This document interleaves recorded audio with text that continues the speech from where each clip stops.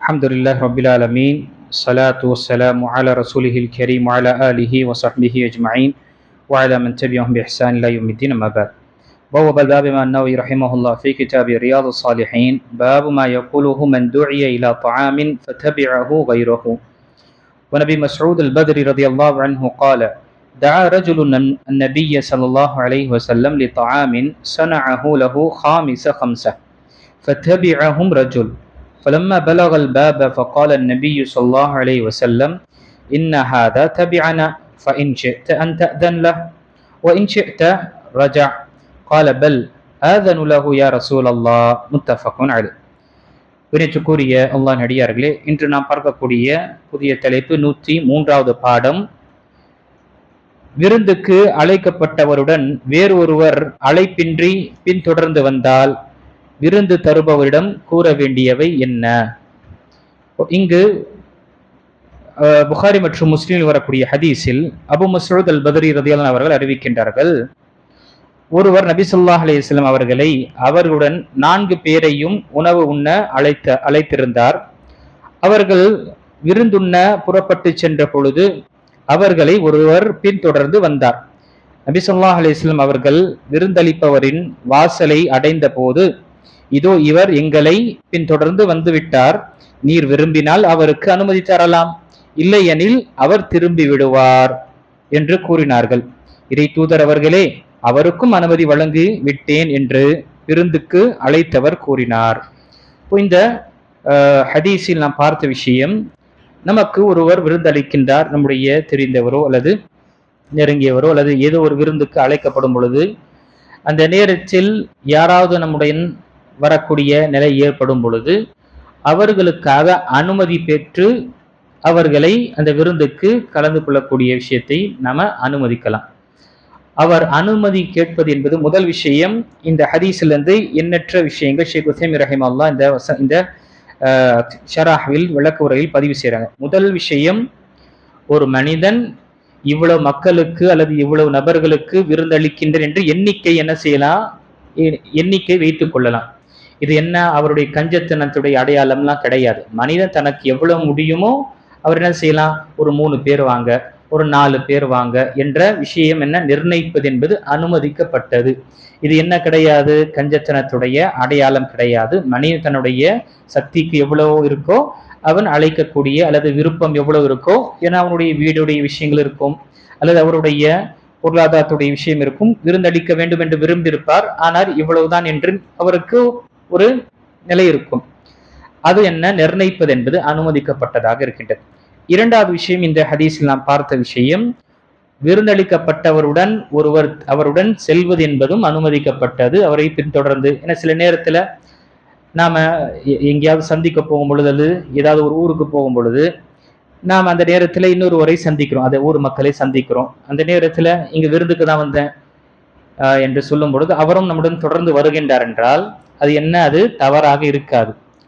ஆனால் என்ன, அந்த நபர் விருந்தளித்தவர் அனுமதி கேட்கப்பட்டு கொடுத்தார் என்றால் அவர் விருந்தில் கலந்து கொள்ளலாம், இல்லை என்றால் அவர் திரும்பி விட வேண்டும்.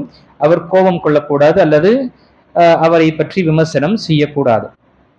இந்த ஹதீஸில் நபி ஸல்லல்லாஹு அலைஹி வஸல்லம் அந்த சஹாபிக்கு, தன்னுடன் பேசிக்கொண்டே வந்த அந்த சஹாபிக்கு நபி ஸல்லல்லாஹு அலைஹி வஸல்லம் அந்த வாசலை அடைந்த உடனே கேட்டார்கள், இவர் நம்முடன் வரும் பொழுது பின்தொடர்ந்து வந்திருக்கார், நம்முடன் வந்துட்டார், பேசும் பொழுது இவர்களுக்கு நீங்க அனுமதி கொடுத்தா இவர் வருவாரு, இல்லைன்னா இவங்க திரும்பி போயிடுவாங்க என்று சொல்லும் பொழுது அந்த சஹாபி என்ன செஞ்சாங்க, அவர்களையும் நான் அனுமதிக்கின்றேன் என்று நபி ஸல்லல்லாஹு அலைஹி வஸல்லம் கூறினார்கள். அதனால்தான் அனுமதி கேட்ட பிறகு பொதுவாக வீட்டினர்களுக்கு, வீட்டில் இருக்கக்கூடியவர்கள் அனுமதி கேட்டு செல்லக்கூடிய விஷயத்திலும் அவர்களுக்கு சென்று அனுமதி கேட்க வேண்டும். அவர்கள் அனுமதி கொடுக்கவில்லை என்றால் நாம் திரும்பி விட வேண்டும். நம்முடைய உள்ளத்தில் அல்லது நம்முடைய மனசில் எந்த ஒரு கசடுத்தன்மையோ அல்லது அந்த குரோதத்தையும் வைக்கக்கூடாது. அதுதான் அல்லாஹ் தன்னுடைய திருமறை சூரத்து நூறுடைய 28வது வசனத்தில் சொல்லும் பொழுது, வைதா கீல லகும் இர்ஜிஉ ஃபர்ஜிஉ, உங்களுக்கு சொல்லப்பட்டால் திரும்பி விடுங்கள் என்று சொல்லப்பட்டால் எந்த ஒரு பேச்சு இல்லாமல் திரும்பி விடுங்கள். நீங்க அங்க போயிட்டு விமர்சனம் செய்ய தேவையில்லை. ஃபர்ஜிஉ ஹுவ அஸ்கா லகும், அது உங்களுடைய உள்ளத்தை தூய்மைப்படுத்துவதற்காக சிறந்ததாக இருக்கும் என்று அல்லாஹு தஆலா தன்னுடைய திருமறையில் கூறியிருக்கின்றான். இங்கு மனசு ஒரு சங்கடத்தை ஏற்படுத்தி கொண்டு நான் வந்து கூட எனக்கு அனுமதி கொடுக்கல என்ற விஷயங்கள் தேவை கிடையாது. மாறாக அவர் போங்க என்று சொல்லும் பொழுது, இல்லை அப்புறம் சந்திக்கலாம் என்று சொல்லும் பொழுது நாம் அதை ஏற்றுக்கொள்ளணும். சில நேரத்தில் எல்லாருக்கும் ஒரே நிலையில் இருக்காது. அவங்களுடைய ஷெட்யூல் இருக்கும், அவங்களுடைய இன்னாருக்கு என்ற நேரம் கொடுக்கக்கூடிய நிலை இருக்கும், விருந்தாளி வந்திருப்பாங்க வீட்டில், அல்லது அவங்களுடைய மற்ற ஒரு ஏதாவது ஒரு ஜாபுடைய மற்ற விஷயங்கள் ஏதாவது ஒரு முன்கூட்டியே ஒரு பட்டியல் நிர்ணயித்திருப்பாங்க, இன்னைக்கு இதை செய்யணும்னு. அந்த நேரத்தில் ஒருவர் திடீர் என்று அனுமதி கேட்டார், உங்களிடம் பேசணும், கொஞ்சம் நீண்டமான விஷயங்கள் பேசணும், அல்லது வீட்டுக்கு வர்றதுக்காக நான் விரும்புகிறேன் என்று, அல்லது உங்களை சந்திக்க விரும்புகிறேன் என்று சொல்லும் பொழுது, அந்த நேரத்தில் நமக்கு இடம் இருந்தால் அல்லது நம்ம அவர்களுக்கு நேரம் கொடுக்க முடிந்தால் நம்ம அவங்களுக்கு கொடுக்கலாம். இல்லை என்றால் இல்லைங்க, என்னுடைய மற்ற ஷெட்யூல் இருக்கு, இன்னொரு நாள் என்று பார்க்கலாம் என்று சொல்லக்கூடியவருக்கு என்ன செய்யக்கூடாது, நான் கேட்டு கூட அனுமதி அவன் கொடுக்கல என்று நம்ம கோபம் கொள்ளக்கூடாது. ஏன்னா நீங்க கேட்ட நேரம் சரியில்லை, உடனே வேணும் என்றால் நமக்கு மனிதர் என்ன சும்மா உட்கார்ந்து இருக்காங்க, அப்படி கிடையாது. அப்போ இங்கு நம்முடைய மார்க்க சட்டமும் என்ன, உங்களிடம் அனுமதி கேட்கப்பட்டால் அனுமதி கொடுக்கலன்னு நினைச்சீங்க, ஓகே என்று நம்ம அங்கு சரி அடுத்த நாளோ அல்ல மற்ற நேரத்தில் நாம அவர்களும் கேட்டுக்கொள்ள வேண்டும். இது ஒரு அதபாக இருக்கின்றது. இப்போ இங்கு இந்த ஹதீஸில் நாம் பார்த்த விஷயம், ஒருவர் விருந்து அழைக்கப்படாமல் செல்லும் பொழுது, மற்றவருடன் அழைக்கப்பட்டவருடன் செல்லும் பொழுது முதல் அனுமதி கேட்டுவிட்டு தான் அந்த விருந்து அளித்தவர் அனுமதி கொடுத்தால் அதில் விருந்தில் கலந்து கொள்ள வேண்டும், இல்லை என்றால் கலந்து கொள்ளக்கூடாது. நாம் பார்க்கிறோம் சில இடத்துல இது மற்ற சமுதாயத்துடையவர்கள் ஏற்படல, நம்முடைய அது தாக்கமும் இருக்கும் சமுதாயத்தில். எங்கேயாவது கல்யாண மண்டபத்துல நம்ம மக்கள் இருந்தா என்ன செய்யறாங்க, அப்படியே உள்ள போயிட்டு கை கழுவிட்டு வந்துடுறாங்க. என்ன ஏதாவது சரி நம்ம மக்கள் தானே, இல்லை இது அல்லாஹ் அக்பர், அல்லாஹ் மார்க்கத்திற்கு முரணான விஷயம். விருந்து அளிக்காத ஒரு இடத்திற்கு எப்படி நம்ம போறது, அது உண்ணக்கூடிய உணவு அது எப்படிப்பட்டது. அப்போ இந்த விஷயங்கள்லாம் நாம பார்க்க வேண்டும். உணவு தானே என்று மற்றவர்கள் நினைக்கிறது போல கிடையாது.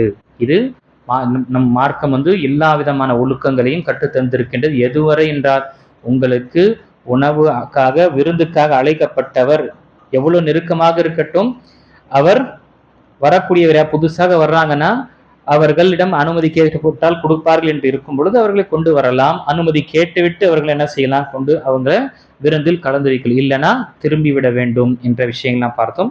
இன்ஷா அல்லாஹ் வரக்கூடிய அமர்வில் மீதமுள்ள ஒழுக்கங்களை பற்றி நாம் பார்க்கலாம். அல்லாஹு தஆலா நம் அனைவர்களுக்கும் சுன்னாவின் அடிப்படையில் ஒவ்வொரு விஷயங்களையும் நாம செயல்படுத்தி அல்லாஹுடைய தூதர் ஸல்லல்லாஹு அலைஹி வஸல்லம் பின்பற்றியவர்களாக அல்லாஹ் நம்மை ஆக்கி அருள் புரிவானாக.